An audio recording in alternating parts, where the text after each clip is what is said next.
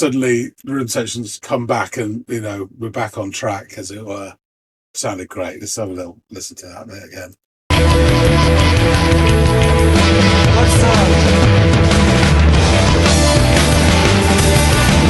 The drums are really good all the way throughout this, actually. It's fantastic.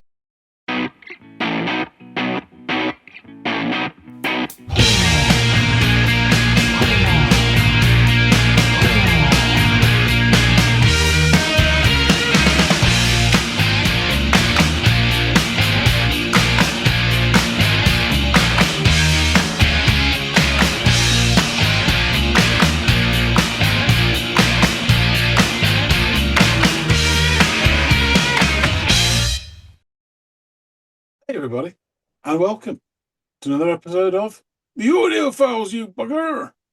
My name's John. His name is Andy.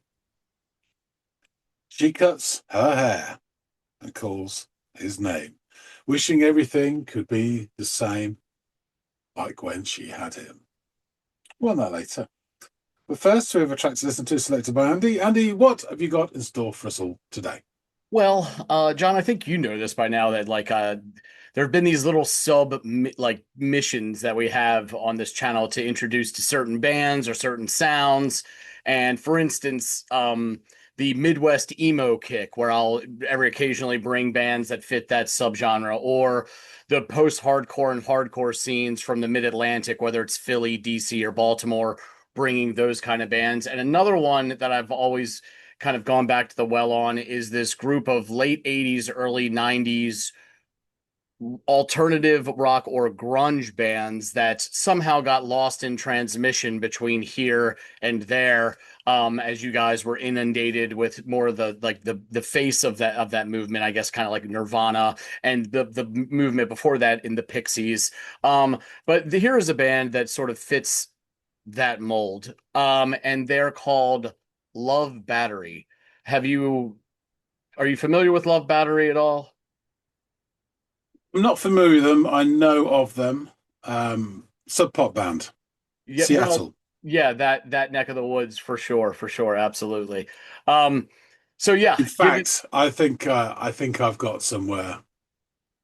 I've got some of their stuff somewhere on a CD rattling around somewhere. somewhere, yeah. It's kind of like pre-vault, the idea of the files that sit there unopened in your digital vault. This is the equivalent of that, predating the advent of digital storage. On a Sub Pop compilation.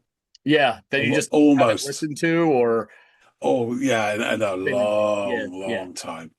Excellent. Well, what better way to get back into that, to knock some dust off, than to go off and listen to them proper, and their track Foot. So please go off, give Foot by Love Battery a spin, and then come back and let us all know what you think, buddy. Good.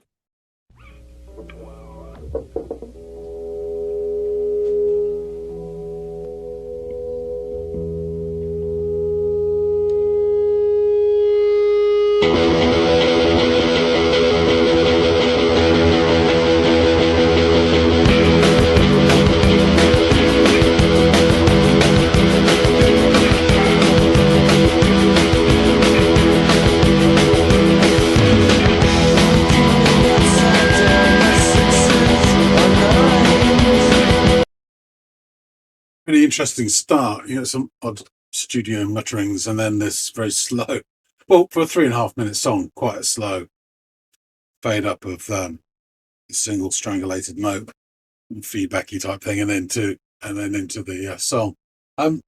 It's really interesting actually because the guitars, and there's two of them. You hear one and the other coming with a very similar sort of buzzsawy sound, but they don't sound like Seattle grungy guitars. They sound more like sort of sort of British indie noise rocky type, even like shoegazy, the upbeat shoegaze sound like. But the rhythm section that comes in as soon as the guy starts singing, so the drum and the bass do sound American. So it sounds British and American, and his voice does not sound at all like a grunge singer. It's sort of mumbled. British thing that we were very happy to accept at the time from all of those bands, ineffectual vocalists. I really like it. Sounds great. Real energy and this lovely sort of texture to it as well.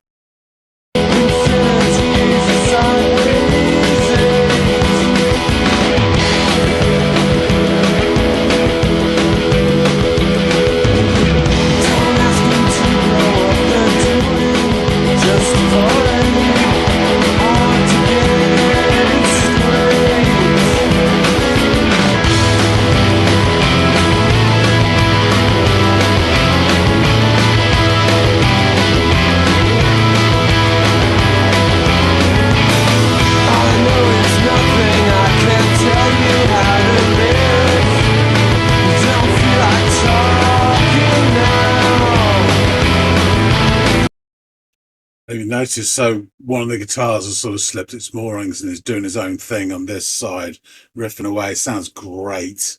I don't know if it's just, I don't know if you can quantify it, but for me, it sounds like the rhythm section is getting more intense. The drums are definitely feeling more intense, and his vocals change from this beginning sort of muttering, yeah, and it sounds there's more intent in his vocal quality as well. Feels like it's all building up something. I'd like to meet you if you made up your mind. Please don't make me wait. I'm so disenchanted. Don't wanna stick my foot in. Don't wanna take the chances. Don't follow blind.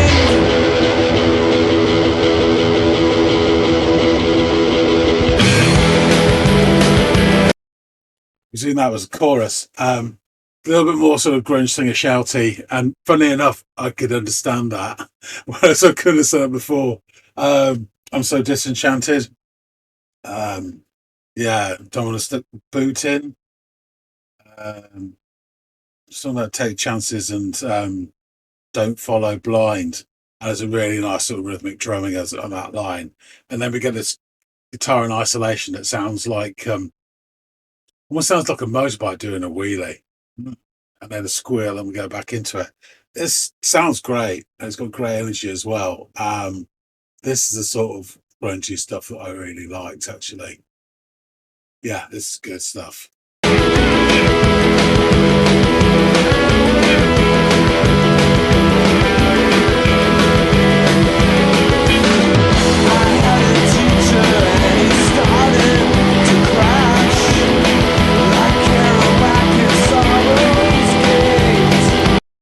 Did you say Kerouac then?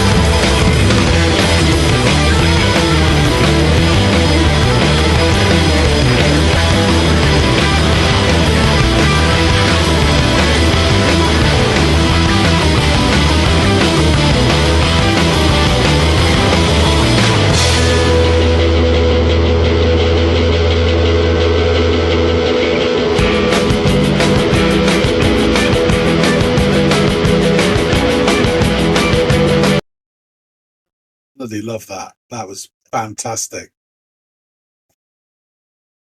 We can listen a little bit more of that. So we come out of that second chorus. There was this funny little pre-chorusy thing, but it's they have to ramp up to the shouting bit, otherwise it just sounds like he's got Tourette's or something. They will always do that, and it's great. We get a second chorus, really brief, the chorus, and then we went into this sort of weird, you know, through the looking glass, or through the wardrobe into Narnia. It's just like you can just picture them all sort of wonder what the hell's going on here, and it felt a bit discombobulated. And then one of the guitarists said, well, fuck it, riff or die. I choose riff. He just goes for it. And it just sounds great. And as he's building, and then suddenly the rhythm sections come back and, we're back on track, as it were. Sounded great. Let's have a little listen to that bit again.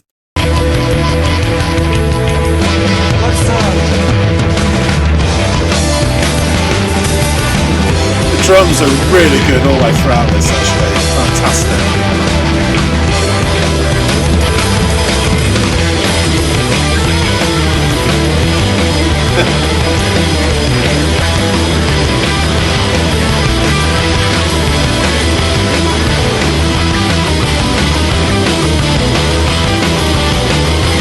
Kind of old school, like Jay Masters or something. Nice.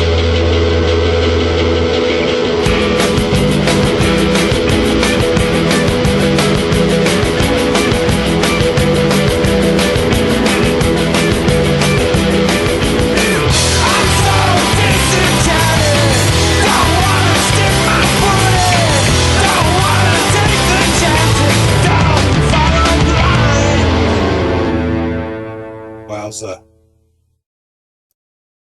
That really drops off a cliff at the end, didn't it? It's great. The sort of chorus talking about, angst, whether it's teen or not. But someone that's saying, I'm so disenchanted, is just not the sort of phrase you could picture someone shouting. But if they're playing this live and people know them, then, whole room shouting, I'm so disenchanted. I feel that my rights are violated. Brilliant. I really enjoyed this. Just the right amount of energy and just the right amount of attitude and shouty and fuzzy guitars and all that. Yeah, brilliant. Really good drums as well. Thoroughly enjoyed it all. I love the way it sort of morphed from sort of something half British then into full Seattle sound. Yeah, really good. It did a lot in 3.5 minutes as well. Brilliant track. I suspect somewhere I have got a couple of, I definitely have got some Sub Pop like sampler albums. I wouldn't be surprised if I've got some Love Battery on there, and I just never got, they would be on CD. I never listened to them properly. Just picked up bits and pieces. Yeah. But thank you, Andy, for bringing a Love Battery to me. Much appreciated and really enjoyed it.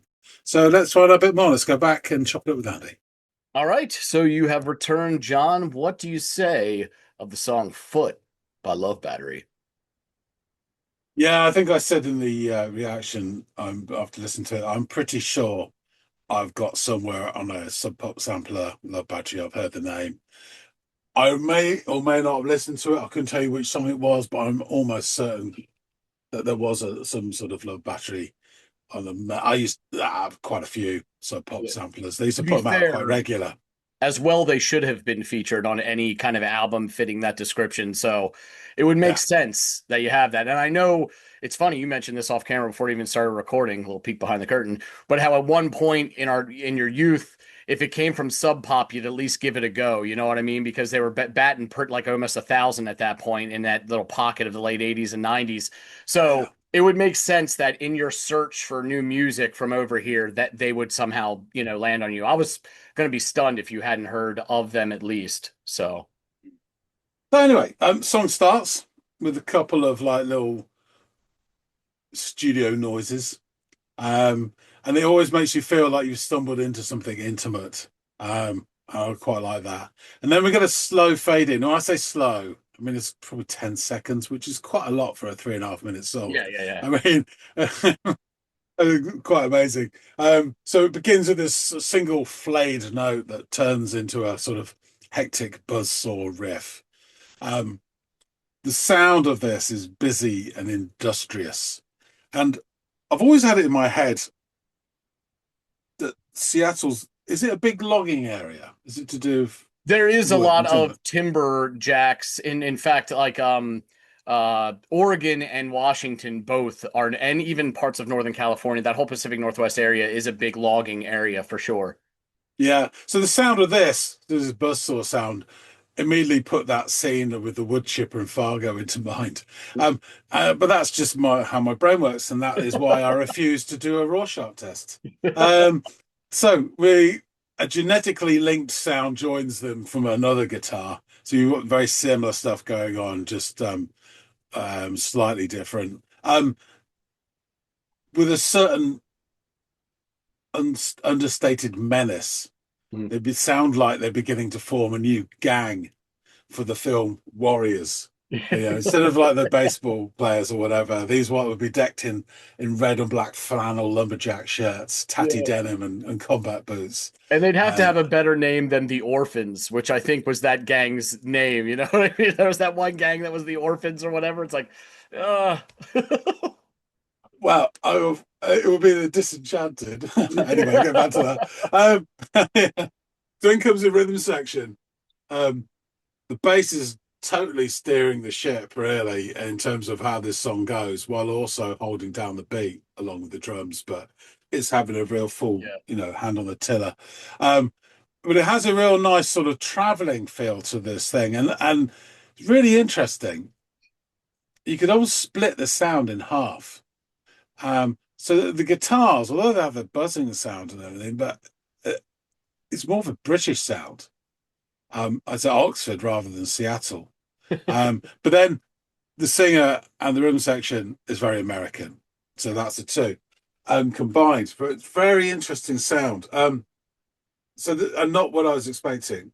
The singer then comes in, and as it does, one of the guitars slips its mooring, then begins to go off text with some lovely sort of noises and poses and whatever.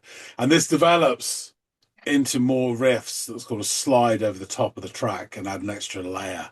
Um, Again, not really that Seattle sound that I expect, but I really liked it.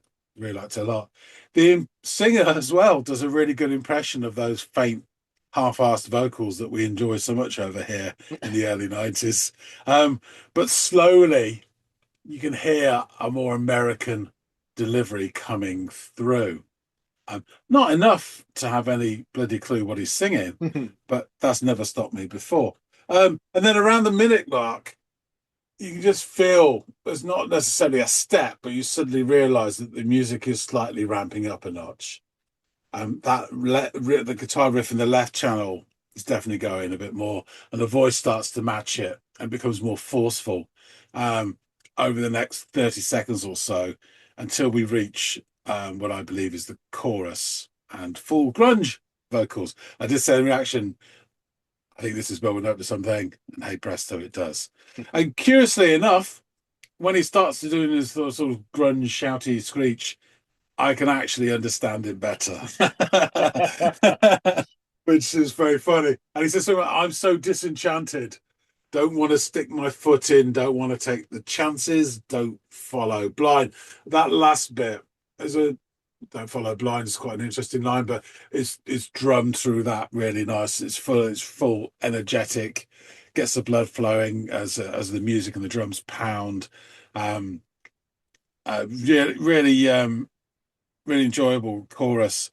Well, I think it's just so funny. I think I said you can imagine, it's such a funny line to sort of convey your angst, whether it be teen angst or early 20s angst that the world's not right or you don't feel any pleasure. You go, I'm so disenchanted. It doesn't sound like a very rebellious line. It's like, and Yeah. I feel my rights are being violated. It's quite wet, really. Yeah, yeah. But, I find it lovable. I really do. And then I just pictured like this whole sea of fans who probably know the track by now and they're playing live and all these sweaty long hair flying over and going, we're so disenchanted. It's just really funny. I know. It is. It's great. It's It's it's just definitely a word that incomprehensible. you would think would be in a Midwest emo song, not in a Pacific Northwest like hard Yeah, ass yeah. grunge song. It's funny. So at the end of the chorus, we get we get this isolated guitar that sounds like a motorcycle revving up, just in isolation. Then the tiny squeal, and it leads us back into the music and the next verse. Um, I'm sure he mentions Kerouac in it, and I move around it, but I can't make any sense of it. Um, it all pumps along with great energy. And we get this sort of pre-chorus bit where he says something about if you ever met me and the rest, and then we head to the ground like twice. And that bit does sound peak Seattle. So we've gone from sounding a little bit English, a bit British, a bit wet, and then slowly becoming more and more sort of American throughout the song, which I thought was really interesting. We get another chorus, and then we seemed at the end of this chorus seem to stumble through the looking glass and out into this area of confusion and chaos. And you can almost picture them like looking around, like, "Do you know what to do next?" "No, I don't want to do." And it has this sort of swirling effect, which is great, like you're in the middle of the maze or something. And then one of the guitars decides riff or die, and he chooses riff. It's not really a solo of sorts. I suppose it's a guitar part, but it's great. And he goes along, and I get the feeling, listen to it, it's quite old school. And then I suddenly think, this is the sort of thing that Jay Mascis would do out of Dinosaur Jr. It's definitely one of his sort of lines. Really, really, I loved it. It's great. It's not face melting, whatever. It's just Right. really cool. And then the beat sort of comes back in through the rhythm section, and we're back on track, as it were, like it's almost waking from a dream. Um, and then we get a very, very brief final chorus, and the ending just drops off a cliff and nearly caught me out. Yeah, I love this. I thought it began sounding like one thing, then morphed into what I would call the acceptable side of grunge, which is the part of grunge which I did like. Um, uh, all of it worked for me, and was appropriate as well. But I think probably hand on heart, the bit that stood out for me with the drumming, I thought was really impressive, and it really held it all together, without going crazy. Yeah. So yeah, thumbs up. Really loved it. Awesome. I'm glad you liked it, and I had a feeling that that you would. So let's dig into Love Battery because there's some interesting stuff in here. I think you'll find some of the little factoids here amusing or interesting at the very least. Love Battery is an American rock band from Seattle, Washington. They released 5 albums during the 1990s, followed by sporadic one off reunions. Frontman Ron Nine and guitarist Kevin Whitworth have been the only consistent members of the band throughout its existence. Love Battery was formed in 1989 by former rock band Room 9 leader Ron 9, born Ron Rudzides, guitarist Kevin Whitworth, ex Chris Crisis Party member, bassist Tommy Bonehead Simpson, also an ex Crisis Party member, and Mudhoney drummer Dan Peters. Their name came from a song by the same name by the British punk band The Buzzcocks. Before releasing their first single, Peters left the group and was replaced by grunge band Skin Yard's drummer Jason Finn. With this lineup, the band released their debut single Between the Eyes for seminal Seattle record label, you guessed it, Sub Pop. The band released their debut EP slash mini album Between the Eyes in 1990 on Tupelo Recordings. By the middle of 1990, Simpson had been replaced by ex-U-Men bassist Jim Tillman. Between the Eyes was then expanded and re-released as their first official full-length album in 1991 via Sub Pop, which included 3 additional tracks with Tillman on bass. Following Between the Eyes were the Foot and Out of Focus singles. Both singles later appeared on 1992's Dayglow album. In the Sub Pop catalog, Dayglow is listed as Blotter Not Included, a play on batteries not included, instead referring to LSD. Soon after, Tillman left to pursue other interests. He was replaced at first by the original bass player Simpson, who in turn was replaced by ex Green River and Mother Love Bone guitarist turn bassist Bruce Fairweather. Over at AllMusic, the album is rated at 4.5 out of 5 stars. The Chicago Tribune noted that, unlike some of its upper left coast peers, Love Battery takes a more textured, psychedelic approach to modern rock. USA Today determined that the band adds discernible melody, trance-inducing rhythms, guitar tremolo and trippy effects, plus lyrics shaded by a very distant influence, Georgia-based REM.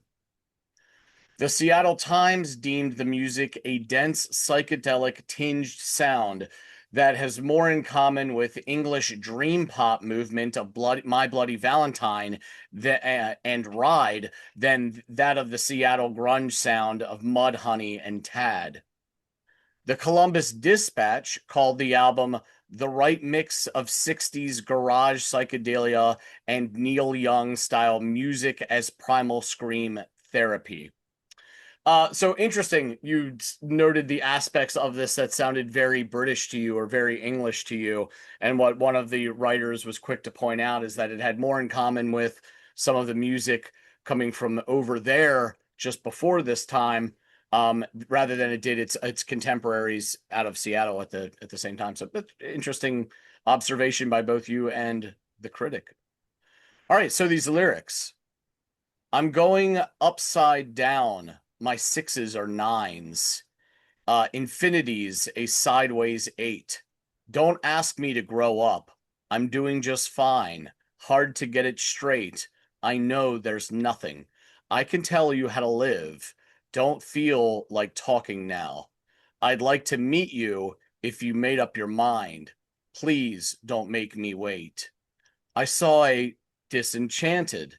Don't want to stick my foot in. Don't want to take the chances. Don't follow blind. I had a teacher, and he started to crash. I came and knocked on sorrow's gate. I picked up pieces as he laid down the lines. All believers have to wait. And if you ever leave me, don't walk away just screaming with your head into the ground, with your head into the ground. I saw a Disenchanted, don't want to stick my foot in, don't want to take the chances, don't follow blind. That's wrong. I saw a Disenchanted, don't want to stick my foot in, don't want to take the chances, don't want to follow blind. So, in 2021, fella named Buckley Mayfield of Jive Time Records wrote of the album whilst lobbying Sub Pop for a physical re-release of this album on vinyl. Dayglow holds its own with the strongest early era Sub Pop releases: Bleach, Prison, Superfuzz Big Muff, Pigeon Head, Severe Exposure, etc. Right away on Out of Focus, Love Battery establishes the bossness of their twin guitar attack, with Kevin Whitworth and Ron Nine's radiant fuzz tones intertwining in perfect disharmony. The song moves with a juggernaut stateliness, exuding psychedelic vibes that sting rather than mollify.